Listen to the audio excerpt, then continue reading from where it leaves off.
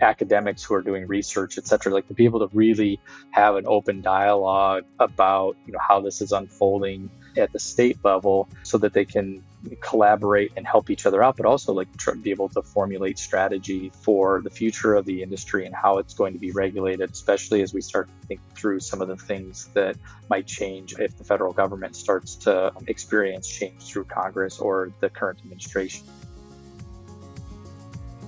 From Tyler Technologies, it's the Tyler Tech Podcast, where we talk about issues facing communities today and highlight the people, places, and technology making a difference. I'm Beth Amon. I'm the Corporate Marketing Manager here at Tyler, and I appreciate you joining me for another episode of the Tyler Tech Podcast. Today, we're bringing you a special episode featuring an interview with Louis Koski, the Chief Strategy Officer at Metrc and former Director of the Colorado Marijuana Enforcement Division. In this interview, Tyler's Alex Valvassori asks Louis what it was like to be one of the earliest cannabis regulators in the U.S., how Colorado developed their cannabis regulation policies, and what global regulation trends we should all be paying attention to. I hope you enjoy their conversation. Hi, my name is Alex Valvassori, Managing Director for Tyler Technologies' Cannabis Licensing Team. I'm thrilled to be joined today by Louis Koski, Chief Strategy Officer at Metrc and former Director of the Colorado Marijuana Enforcement Division. Louis, thanks for joining us today. Hey, Alex, thanks for having me. Appreciate it. We are really, really lucky to have you on today. For our listeners that don't know, Louis was one of the earliest cannabis regulators out there. And so, Louis, I'd love to start from the beginning, kind of work through your history, chronologically here, and talk about when you first became involved with Colorado's cannabis program. Oh, well, thanks for the question, Alex. I appreciate it. So I spent the bulk of my career in some form of law enforcement capacity, whether it was criminal enforcement or regulatory enforcement. I started out my cannabis journey actually started when I was in the Colorado Army National Guard, and in the summers we would assist sheriff's departments and some of the federal authorities who were flying over government lands in the Four Corners region of Colorado looking for illicit grows that were being cultivated on government's land. And so I would spend some of my summers in between school and ski seasons flying in helicopters with the National Guard and our sheriff departments looking for cannabis cultivations on federal lands. If we found one, we'd drop in and take them out, like basically chop them all down. And if they were really large, sometimes we would hang out and visit with the people who showed up to cultivate them. And then not too long after that, I started a full-time civilian law enforcement career, first with the Arvada Police Department, where I did some drug interdiction work as a police officer working on patrol. And then subsequent to that, I joined the Colorado Department of Revenue first as a casino industry regulator. And then when we first started the Marijuana Enforcement Division in late 2009 going into 2010, I was one of the first investigators to help establish that agency when we started licensing medical businesses in Colorado. I was brought in to help set up the licensing function, which I know is something that you all hold near and dear to your heart, but I was also actively involved in helping establish and hire the teams for the field enforcement units as well. So I did that for a couple of years. We first started licensing businesses on the medical side. And then by the time we approved adult use cannabis for Amendment 64 in 2012, I'd become the chief investigations there at the Marijuana Enforcement Division. And when we started sales of cannabis for adult use in January of 2014, shortly thereafter, I had become the director of the agency, and where I led a lot of the teams that promulgated all the regulations in Colorado for the first 3 years that the industry existed. That's really interesting, Louis. And I had no idea about your background dating back to your work up in the helicopter. I'm curious, when you guys would drop in on those, was there a regulated medical market at that time? Were they by and large fully illegal grows? So you're kind of forcing me to date myself. This is quite a bit, quite a bit prior to any form of legalization. I think the first time that Colorado dipped their toe in more of a regulated legal market was in 2000, when there was a constitutional amendment that allowed for a very narrowly tailored allowance for medical use for serious medical conditions. And I think it was pretty loosely regulated. But a lot of the work that I did as a guardsman was done prior to that time. Got it. So I know in those early days, around the time that you were starting as an investigator, things were changing very rapidly. In fact, I remember I had a friend who was a student in Boulder who went away on an abroad program for a semester. When before he left, there was no presence of a dispensary really whatsoever. He came back and he described it as a dispensary nearly on every corner. And so, what were those early days like? I know a lot was happening very rapidly, and what was that experience like as a regulator?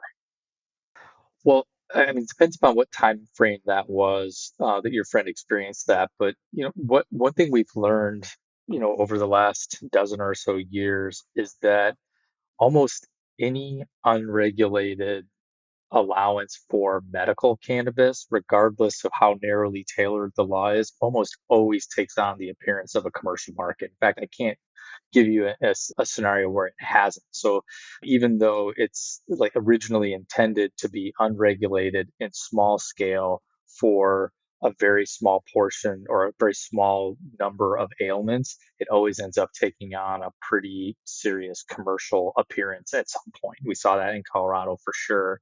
And I think what happened, probably like around 2007 to 2010, there was a proliferation of organizations or small groups that had accumulated enough patients that they were actually putting like they were assembling fairly large cultivations, and they were starting opening up storefronts in particular in the city of Denver. And the city of Denver was one of the first government jurisdictions in the state of Colorado to really focus on trying to better understand the structure of those businesses, why they were getting so big, and then also starting to register and or license them.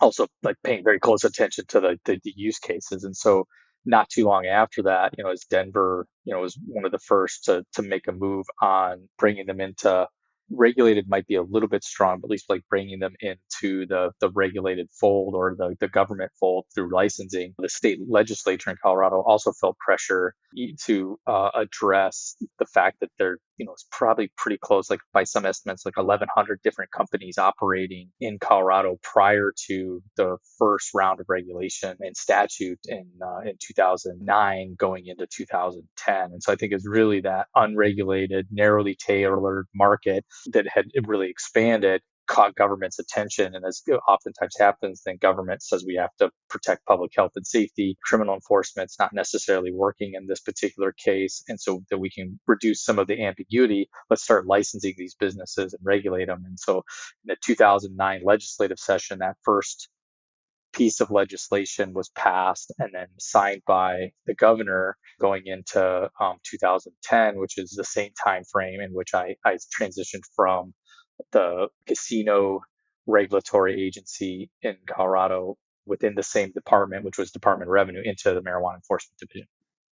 Got it. And so during that time, Lewis, thinking back to kind of that 2010 to 2014, 2015 period, we started to see the emergence of a more and more regulated marketplace. We saw the transformation into the adult use market.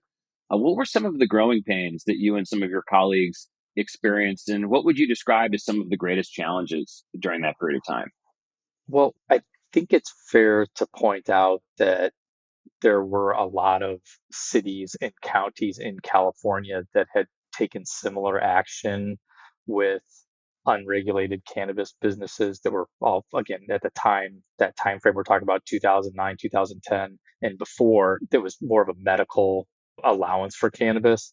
I think there wasn't any state programs that had existed, so it was like largely kind of like left to the local jurisdictions to kind of handle this. And I think because Colorado was one of the first states to take a look at this as like a statewide initiative for licensing and regulating and testing and accounting for sales, et cetera, that, there wasn't anything to fall back on to actually gain a lot of momentum. And so, in later adopting states, past that 2015 mark till present day, there's been a lot of policy diffusion. So as states like California and Colorado and Oregon, Alaska started putting together their legislative and regulatory frameworks, later adopting states could kind of adopt from them things that they thought would work well in those jurisdictions. We certainly didn't have that luxury in 2010 in Colorado. In fact, as regulators, a lot of the people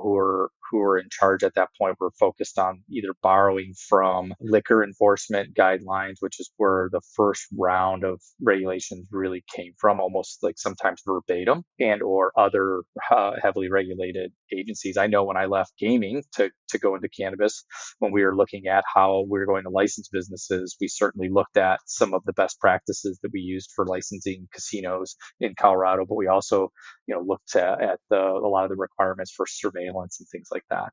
What we had no idea on, at the time, especially going into the adult use market. So think more like 2013, 2014, right after Amendment 64, and we were creating regulations. We had all these other things that we were tasked with considering too, which included a more sophisticated testing regime, of which the science hadn't caught up with the policy yet, labeling health and safety for the safe production of food and agricultural products, which is also like long time been like, somewhat the domain of the federal government, who was not participating in all this. And so there's like a number of things that I think everybody realized were going to be really challenging, but they ended up being very challenging in terms of like writing the first round of legislation and writing the first rounds of regulations, because there wasn't anything for us to steal from that was specific to the cannabis industry. Yeah, interesting. So in many ways, you guys were really writing the book on how to do this. And of course, today, new regulators and experienced regulators benefit from organizations like CANRA, right? I often joked years ago that cannabis regulators really needed a support group of sorts. And now, of course, CANRA is so much more than that. How have you seen CANRA impacting the industry? And I should clarify for our listeners, CANRA is the Cannabis Regulators Association. We actually had Jillian, the director of that association, on last year. Go check out that episode. But how have you seen CANRA impacting the industry, Lewis? Well, I think it's been really impactful. I mean, conceptually, when, kind of still like referring back to those early days, around 2013 to 2015, it wasn't uncommon for myself and other regulators from Colorado to get on the phone and visit with our counterparts in Washington or Oregon. Massachusetts, as Massachusetts started to gear up, same thing with Alaska.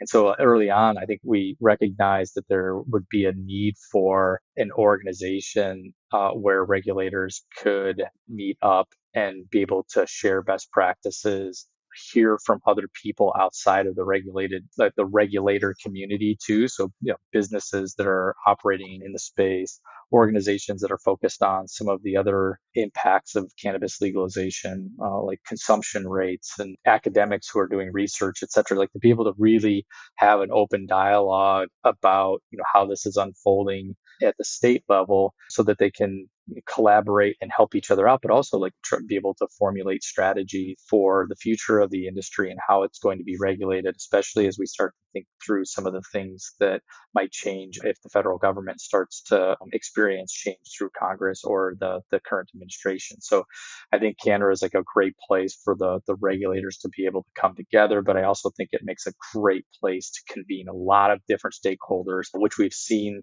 occur the last couple of years when they've had an annual event where a lot of people are invited to have a conversation about a number of different issues. And when they do get together, you hear a lot of the same things that I was just referring to, but also other challenges that we faced early on that still continue to be a challenge today, like digitizing supply chains and creating transparency and accountability through reporting, but also testing protocols. Like we still really haven't figured out, nor is there like pesticides that have an allowed use on their label for specifically for cannabis. So there's still a lot of developments and things like that, that we see kind of like these problems that have kind of persevered since the early days until now. Banking's another one of those.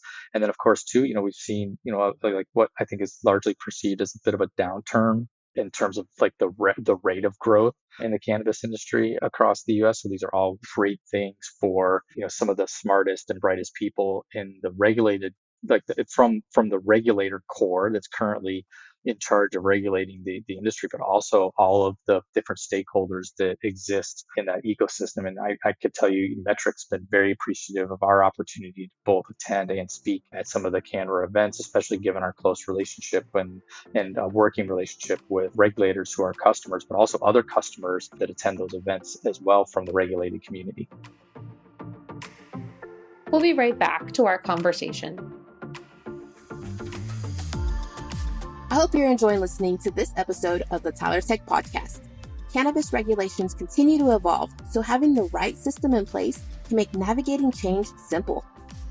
The cannabis industry has grown at a rapid pace, and of course, standing up in a scalable, sustainable cannabis program is impossible without the use of technology. Many solutions have emerged to help regulators efficiently and effectively oversee cannabis markets, but licensing and registration systems are critical.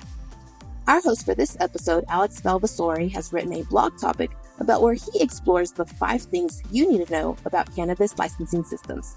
Can you guess what those 5 things are? Find out in the blog linked in our show notes. Now let's get back to the Tyler Tech Podcast. So, I'm glad you mentioned that, Lewis. Let's dig in a little bit to some of the work you're doing at Metrc. And I guess first, would love to hear about what brought you to Metrc and kind of that transition from government to private sector. And then for our listeners who may not be familiar, maybe provide a background for what Metrc is doing in the marketplace today. Yeah, so I'll start there with the last question. So Metrc is a track and trace software system. The company itself has existed in some form for over 30 years. So the founders of the company were really focused, kind of mission-driven research and development firm with a focus on transparent and resilient supply chains. And so they had been working within various different industries, thinking through and developing functionality for track and trace systems in a wide variety of supply chains. So think like cold chain. They did some stuff with NASCAR for a while and a couple of other industries. And so they've been doing this for quite a while.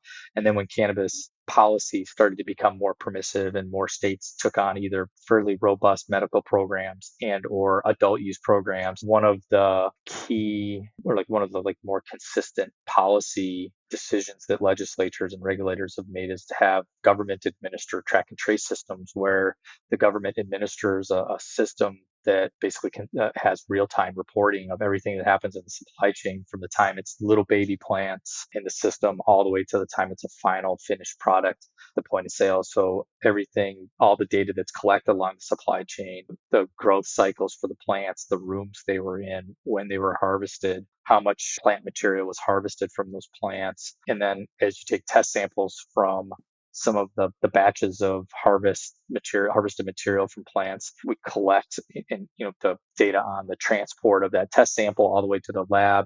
And then even when the lab answers the results in their laboratory management system, it populates in Metrc. So we also have all the data on transports between cultivations and manufacturers and distributors and testing facilities, like I already mentioned, but also storefronts as well, and all the data components that are collected along those manufacturing and sales processes and those various entities. And so our system kind of sits right in the middle of the regulatory framework. The industry reports all that data into the system, and then the regulators able to monitor that and make informed decisions almost in real time, and in a lot of cases relevant to compliant activities that the businesses are or are not engaged in, so that they can work with them closely to bring businesses into compliance. So we do that now in over 20 different jurisdictions, so 23 total. So that includes 2 jurisdictions, one being DC and Guam as part of that full count. So we've got quite a footprint across the US for sure. And we're also looking to expand beyond the US. In particular, we're spending a lot of time and very focused on what's happening for cannabis legalization in Europe. Yeah, it's a fascinating topic, Lewis, and I appreciate you giving us all the background there. Clearly, you guys have a lot on your plates, servicing so many states across the country. But it's interesting to hear about what's going on abroad, especially in Europe. I know as you and I have caught up over the course of the last year or so, very often I'll catch you in an airport, either coming and going to countries like Germany and elsewhere. So tell me what you're seeing out in Europe. I know there's been some traction in Germany. There's been some recent developments. What's going on across the pond? Yeah, so a couple of things I think worth noting. One is not just in Europe, but globally, we're seeing a lot of developments around technology. I mean, it's almost every day, if not hourly, during every day, you hear more about Chat GPT, or you hear more about AI and neural networks and a lot of the technology that's really starting to evolve over time. And so I think this has certainly piqued government officials' interest for a couple of reasons. One is, I think government is always looking for ways to become more efficient in what they're doing. And so there's always an interest for them to continue to find digital solutions for longstanding public problems. And I think they're oftentimes looking towards the technology to be able to help in that. And then the flip side of that is they're also a little bit concerned about, how rapidly all this technology is expanding. And so there's been a lot of conversation, we know globally, here in the US, but also through the European Parliament, with a focus on, what regulation is going to look like around this emerging technology that is just rapidly expanding, and kind of like having us reimagine what it might look like to see some of these emerging technologies realized over the near term. And so as a technology company and as a company focused on data, all those emerging technologies are very data hungry systems, and here we are, we're a system with over 6 billion events that we've captured, since the beginning of time for various states, and states own that data, but it's still a very important and rich data set for states to be able to utilize. But we're also expanding into a region in Europe where the conversation around the legalization of cannabis is really starting to gain a lot of momentum, specifically in Germany, but also like other countries like the Czech Republic and Portugal, and then a handful of other countries that are either, talking about expanding their medical programs or expanding and including adult use of some sort in their country frameworks. So I think like to really sum up what's happening across the pond is you've got this like technology revolution that's kind of happening through these emerging technologies that are just really gaining momentum, along with a conversation around cannabis legalization, which is not moving as rapidly, but certainly, we are always engaged in conversations on how to govern legalization. And so as a lot of those member states within the EU are looking past like if they should legalize and more to the how, we've certainly been engaging in a lot of conversations with stakeholders that exist in the ecosystem in Europe as those things are continuing to develop. In fact, it's entirely possible that you might see, one or two governments within the European Union legalize before the US does at the federal level. Interesting. And in which countries do you think those might be, Lewis? I tell you what, Germany currently has legislation that's been introduced, not passed, but introduced. That's kind of like part one, a decrim bill that allows for, small possession amounts for German citizens, or actually anybody over the age of 18. And then a second allowance for small cultivations, like small home grows. But they also have, they're contemplating a social club, what they call a nonprofit model, where in other countries, they've always been kind of termed social clubs, but like think like a nonprofit organization that has a limited number of customers that they're allowed to cultivate for and dispense smokable cannabis to, and or like a very narrowly tailored amount of concentrated products that are non like solvent based extractions. So think press or cold water extraction, those kinds of things. So it's a kind of an interesting step in that direction federally to decriminalize. There's a lot of conversation around whether or not the social club model is sufficient and how quickly the coalition government that exists in Germany should act to start what they're referring to as regional model projects, where different regions within Germany can opt into a more commercialized, scientific approach to legalization of cannabis that meet some of the requirements or the restrictions that the UN Single Convention Treaty and the Schengen Agreement, which is a EU level law that restricts cannabis to medical and scientific uses. Germany is certainly one of those. So because they have legislation that's currently been introduced and being debated as we speak, certainly they seem to be to taking a significant step forward towards a more permissive cannabis policy in Germany. But we're seeing very similar movements in the Czech Republic, where they're really pushing more for a similar framework to what Germany has, but some of the more recent conversations have been focused on more of a full scale legalization effort in the coming years. So we'll see what they come up with. And then there's other countries too that are expanding their medical programs, like the Dutch model is expanding some. We're hearing a lot of potential in Portugal, and then some of the smaller countries like Luxembourg and Malta, they're already claiming to have adult use allowances built into their laws because they've decriminalized and they allow for home growth. So it's still pretty small. What's really fascinating is like the market itself for Europe is, 1.5 times the size of the US, but it's, probably closer to $1 or $2 billion a year in sales right now, all of which is medical. And so there's, we see that as, there being a lot of potential for growth going into the future, especially if governments decide to go more of an adult use model once they have a workable legal model that's not in conflict with a lot of the international treaties I mentioned earlier.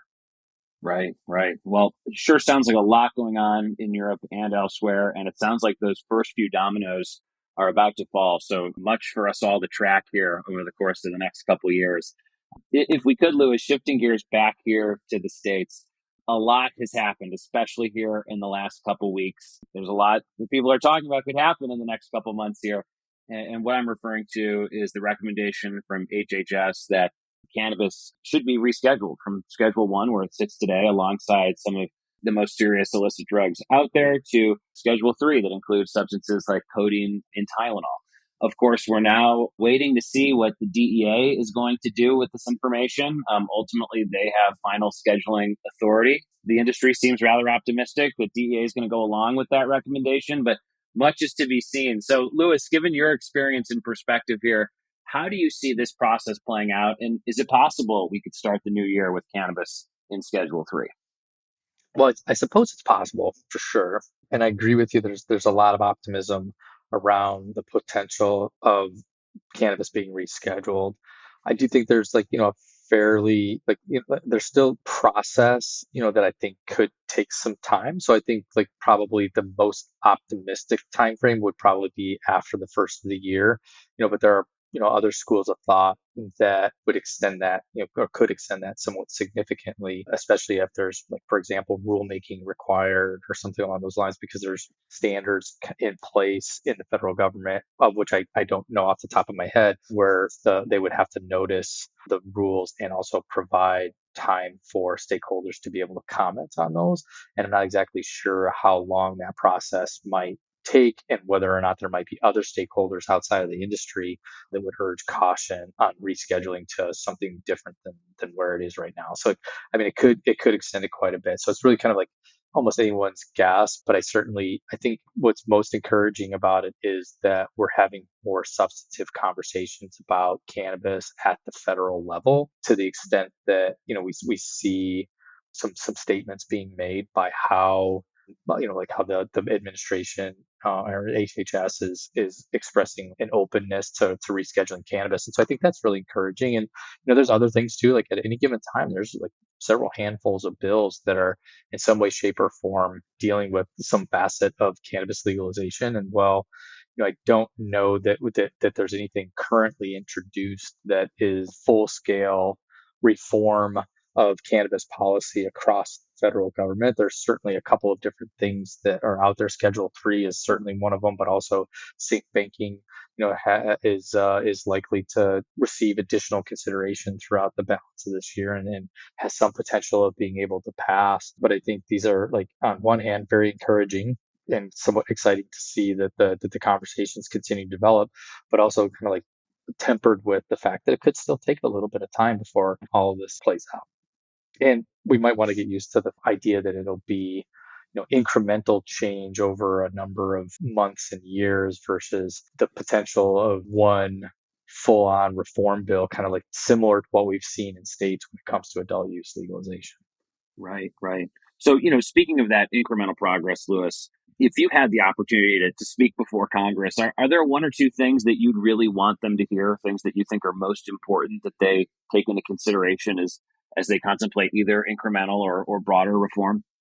Yeah, I mean, a couple of things come to mind. One is that just the fact that the federal government has been less involved over the last dozen years or so that you and I have been involved in the industry, that there's been a lot of good work done at the states. And while I'd be the first to admit that the work done at the states is certainly not perfect, in a lot of ways, it's somewhat strained by the fact that there isn't a federal legalization. And I think in a lot of ways, because we're lacking federal legalization, it still gives illicit actors an avenue to still be able to conduct commerce and kind of conflate, what's happening in the regulated environment with things that are happening outside of that. And so I think that would be one thing. And then also too, that it's just, really important that some of the best practices that have been adopted through regulations and a lot of businesses have come to comply with would still be relevant when it comes time to some form of federal legalization. So, for example, all the licensing frameworks that exist in the states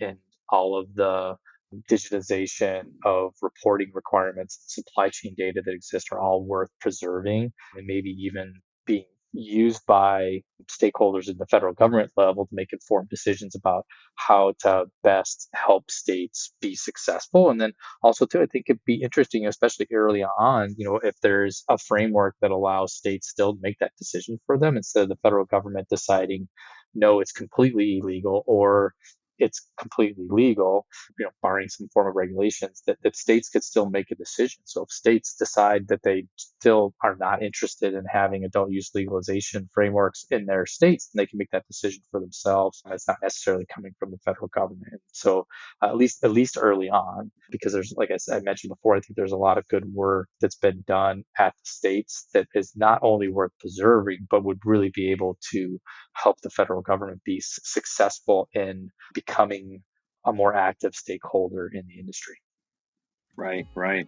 Well, Louis, clearly so much going on here in the States and abroad. It's been such a pleasure getting your perspective on all of these moving pieces and clearly so much coming here in the future. So thank you for joining us today. It's been a pleasure catching up with you.